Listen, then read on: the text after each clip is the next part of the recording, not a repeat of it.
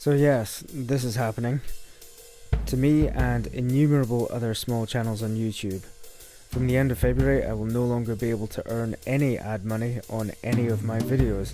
This particular video is a break from the norm of my usual game content to briefly cover this issue that is impacting me and other channels like mine.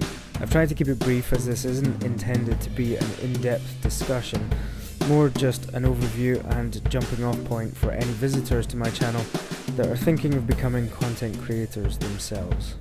If you are already a content creator on YouTube and like me have less than 1,000 subscribers and fewer than 4,000 hours of viewed content over the last year, then you'll have received an email similar to this one, explaining that YouTube has changed the requirements for becoming a YouTube partner. Partnership is needed in order to enable advertisements on your videos. The roots of this change go back a year to an event commonly known in the community as the Adpocalypse. Back in the wild west days of YouTube, anyone could become a YouTube partner. All you needed was the will and the means to produce videos, a decent internet connection to upload them, and boom, you could start earning money from them straight away. Assuming that you weren't using any copyrighted music anyway. The adpocalypse began after it was reported that ads were appearing on some really vile and unsavory videos, earning money for the creators of that content. Concerned about the fact that their adverts were earning money for terrorist sympathizers and hate preachers, not to mention the potential for reputational damage by being seen to financially support or perhaps even endorse these groups, major firms began pulling their adverts from YouTube until it could better control the type of content on which adverts would appear. That led to the first revision of YouTube's partnership requirements, whereby only channels with more than 10,000 lifetime views could monetize their content. And personally, having already passed that milestone, I was able to dodge that particular bullet. Another change around this time was the introduction of limited advertising, those dreaded little amber dollar signs that will by now be familiar to creators, especially of gaming content. YouTube introduced a new algorithm that analysed videos for the presence of violent content, such as gunfire and bloodshed for example. If detected, it would apply a tag that would limit or stop advertising appearing on those sorts of videos, so that the creators of them couldn't make any money from them. This was ostensibly to prevent adverts appearing on videos from groups like ISIS and the like and earning money for those groups, and it seemed to work in that the big firms were sufficiently appeased to come back to YouTube. Unfortunately, however, the algorithm also affected a lot of gaming videos, as it couldn't distinguish between real violence that horrifies and sickens people and the fake video game kind indulged in by half the world for cathartic pleasure. Confusing video game violence with real violence? Come on YouTube, we get enough of that from the Daily Mail, thank you. This led to a lot of gaming channels losing a large portion of their income, as reported by various gaming news providers like Pretty Good Gaming and The Know. Channels that were singularly focused on multiplayer titles like COD, Battlefield and Destiny seemed to be particularly affected. Speaking personally, I managed to escape this largely unscathed. Again, at this point I only have one video out of 151 that has been flagged.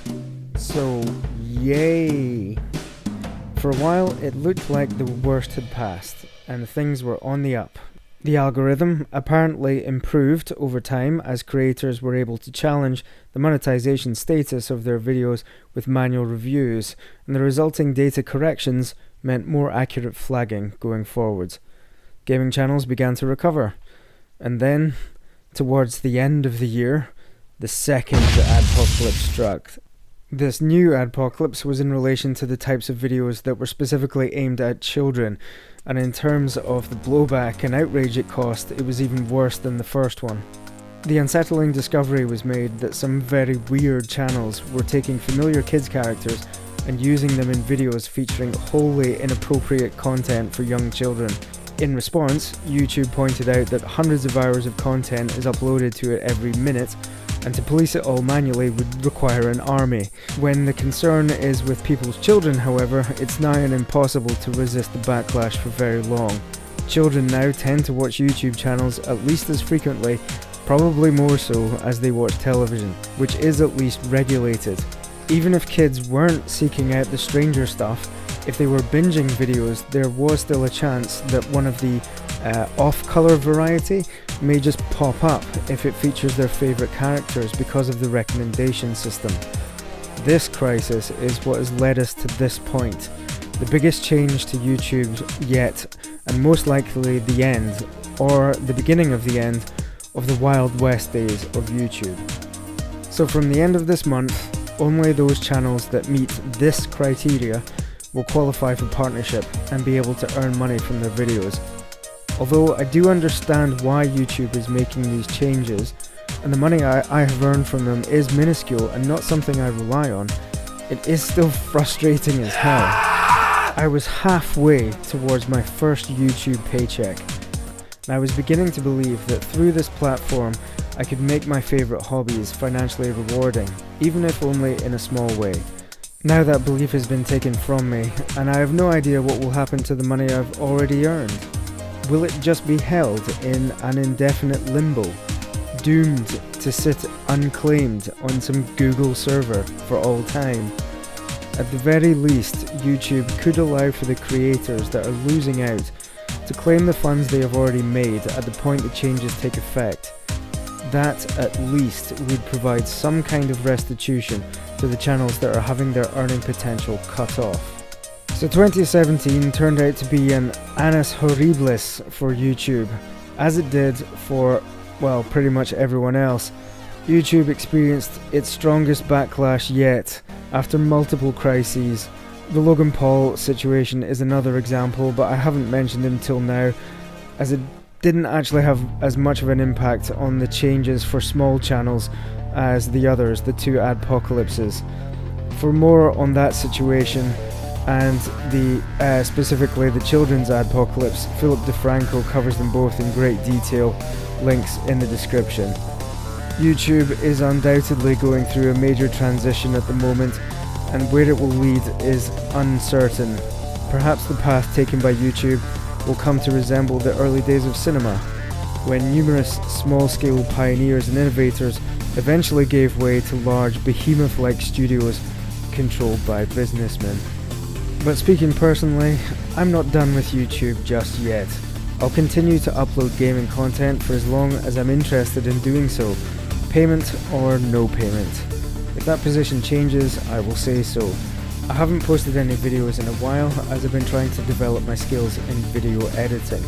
I know other channels have set up Patreon pages to provide an alternative and reliable source of income, but I don't think I'm quite at that point yet.